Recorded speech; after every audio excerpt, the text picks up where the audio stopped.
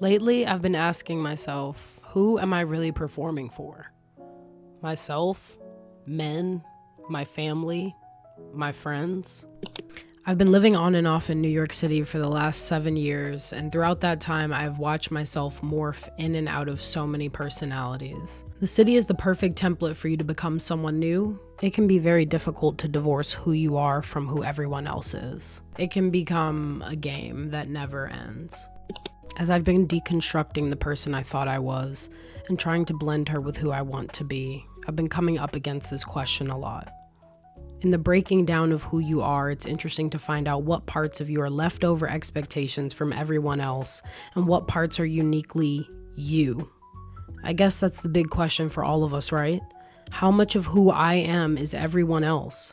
How do I cultivate more of who I feel like is my authentic self while also showing up for others and being in new spaces? How do I assert myself to new people? What first impression do I want to make? I've been exploring the answers to this, and I'm quickly realizing that I have been performing for most of my life, as I'm sure a lot of us have. It also has been kind of a journey discovering that I have ADHD. I already knew I had generalized anxiety disorder, and particularly like social anxiety.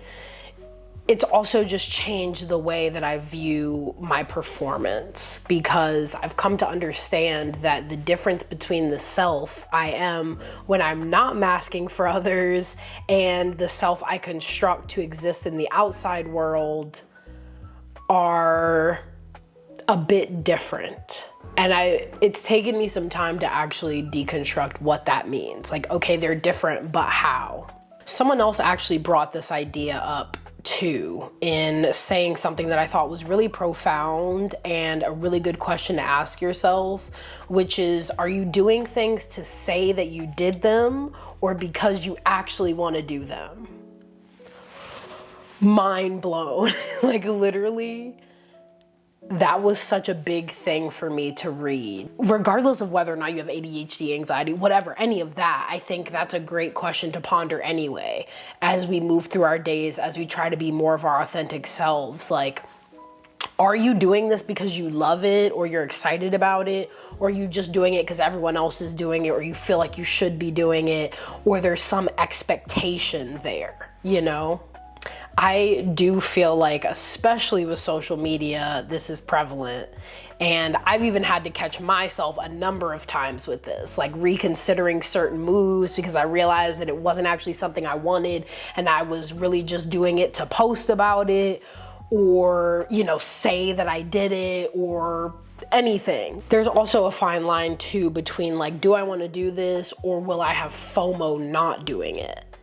And I think that's also something we should talk about too, right? Is the FOMO of you not doing it superseding your actual desire to do something? Because if so, maybe you need to work through the FOMO instead. Once I really started to deconstruct all of these things though, and see them for what they are, my life did become a lot simpler. And I think I started to really boil down, okay, like who are you and who do you want to be? I started to ask myself that question every time I thought about something and wasn't immediately excited about it. And it allowed me to trim down more of those occurrences and feel more and more like I'm living for myself, and in turn, not performing as much. Performing for others can lead to a lot of really bad things. Burnout, disconnection from your actual self, from who you feel you are authentically, the cultivation of people-pleasing behaviors, and finally a complete disillusion of yourself and who you think you are. Some people get so lost in the performance that they actually lose the essence of who they are. And that is scary. Like, that to me is terrifying. More terrifying than anything. More terrifying than not being accepted. More terrifying than kind of not performing well, like not being able to divorce who you are from everyone else and actually know deeply like your needs, your desires. That is scary. And it's not the vibe. So in going off of that, I want to just bring up 5 things that I think can help you to stop performing for others. 5 things to keep in mind as you go on this journey. 5 things that have helped me to stop performing for everyone else. So let's get into it. The first thing for me is decentering men. And I know everyone talks about this a lot, and there's a whole conversation there to be had, but I think living in a heterosexual society, being a woman, it is very easy to fall into the trap of constantly performing for men, because that's literally what we are taught to do. Like, we are taught to perform for men, we are taught to show up based on the male gaze. Like, there's so many things that kind of, when you really think about them, boil down to how we're taught to exist in heterosexual interactions and relationships. And I think once you decenter men, regardless of who you are, what your sexual orientation is, any of that, literally, like if you're homosexual, heterosexual, bisexual, pansexual, anything, I still think that decentering men is an important conversation and practice, because that is our society. Like, our society teaches us to center men, and I think regardless of however you interact with men romantically, sexually, etc., it's still important to decenter them, because you then gain more freedom, I think, and more space to operate and exist and express as yourself authentically. And I think that that's something that, especially for women, particularly, is really, really helpful. Who am I when I'm not performing for men? Who am I when I'm not centering men? What does that look like? I think there is a huge lesson here in exploring the self in isolation. And that is something that I have been, in 2024, I did a lot of. Exploring yourself in isolation kills the need for that external validation, and it also really cultivates internal fulfillment. There's a quotation that I came by that says, when we perform for others' approval, we start measuring our worth by likes, followers, or applause. And I thought that was just so real, because that's how you know that you're being externally validated. When you're looking for the recognition or the likes or the follows or the numbers or the number game, whatever, you know?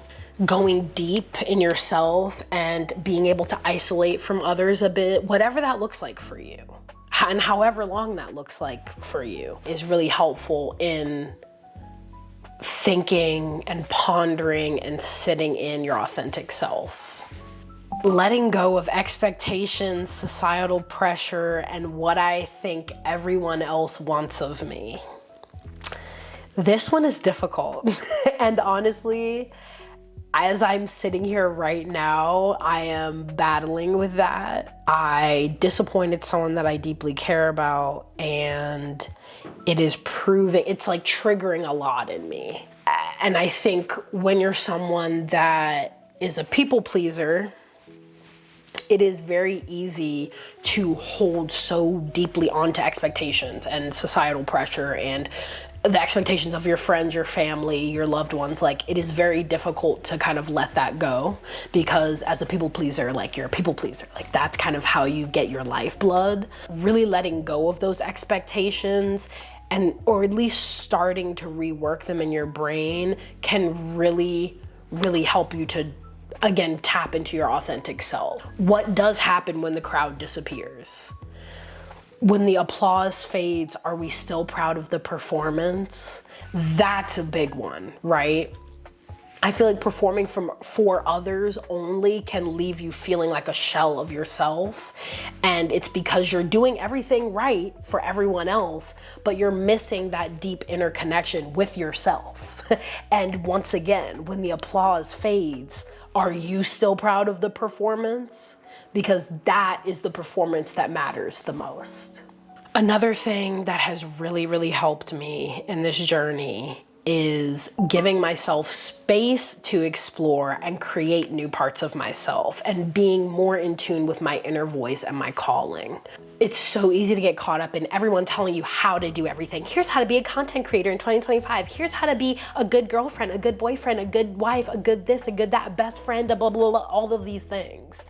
And it's like, sometimes you just need to break out of the mold and explore for yourself and figure out what those things mean to you and how you want to show up in those ways. For example, like even my content creation journey and like YouTube, I think I got stuck for so long in thinking about how everyone else was doing it and trying to perform in that way. And now I'm just like, I'm doing this authentically myself. I don't care if anyone watches. I don't care if, like, yes, I'm doing it because I want to provide value to people and I want to connect with people. And more than anything, I want to build a community. And I want to just show people that they're not alone in the things that they're going through, because I've felt alone in a lot of things that I've been through in my life. And I feel like I'm very lonely in general. And so if there's anyone that I can kind of reach out to and touch in that way, that fulfills me. But I think thinking about this journey, it can be really easy to not explore, not go out of the box, because you're so stuck in what is right and how to do things correctly and scale quick and all of these things. And honestly, there is nothing better though than doing something authentically yourself in the way that you want to do it and it being received in a great way.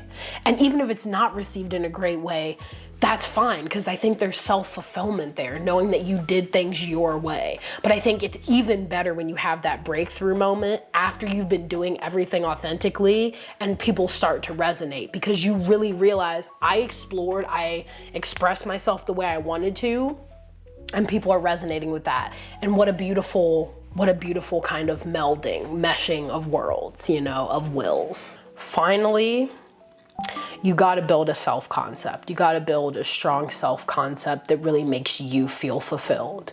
Figure out your why.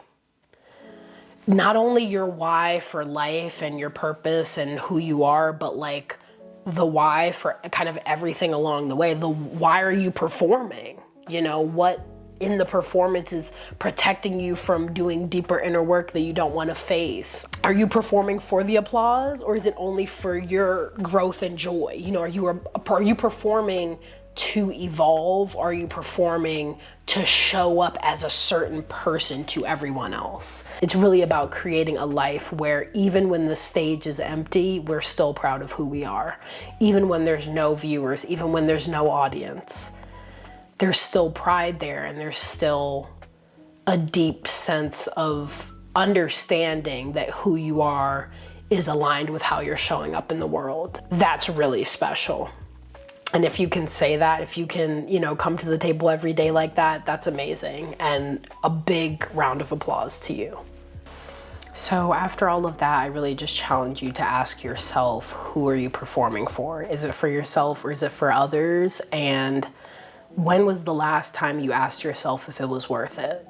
So with that, I am sending love to everyone who is trying to take the mask off. And I hope you have a beautiful journey returning to yourself. And I will talk to y'all soon. Bye.